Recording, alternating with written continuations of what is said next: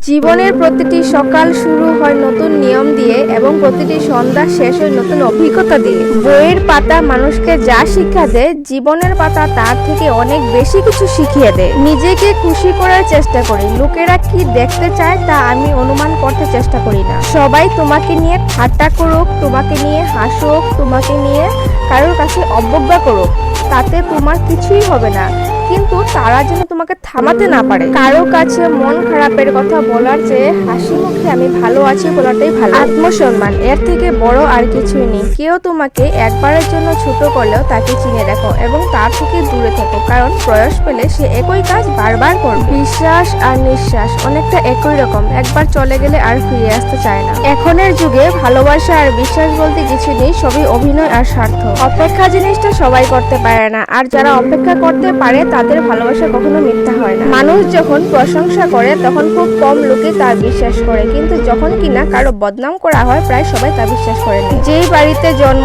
সেই বাড়িতেই একসময় অতিথি, এটাই মেয়েদের জীবন। কারো মন, কারো সম্মান, কারো বিশ্বাস, কারো স্বপ্ন, কারো দুর্বল, কারো জীবন।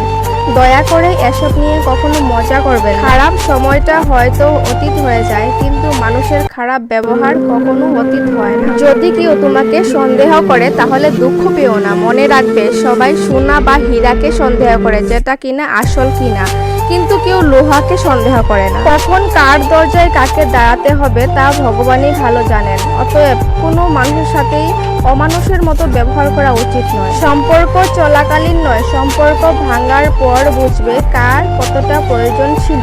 কার ভিতরে কেমন মানুষ লুকিয়ে আছে সেটা শুধু সময় বলে দেয়। কিছু মানুষ তার বর্তমান আবেগকে কাজে লাগানোর জন্য মাঝে মধ্যে তোমার খুব আপন মনে হয়ে যাবে, কিন্তু এরা কখনো চিরস্থায়ী আপন হয় না। কিন্তু যাদের নিজের কোনো যোগ্যতা থাকে না তারাই অন্যদের নিয়ে বেশি সমালোচনা করে। কেউ আমাকে একবার ইগনোর করলে আমি তাকে সারা জীবন ইগনোর করি, এটা আমার ইগো নয়, সেলফ রেসপেক্ট।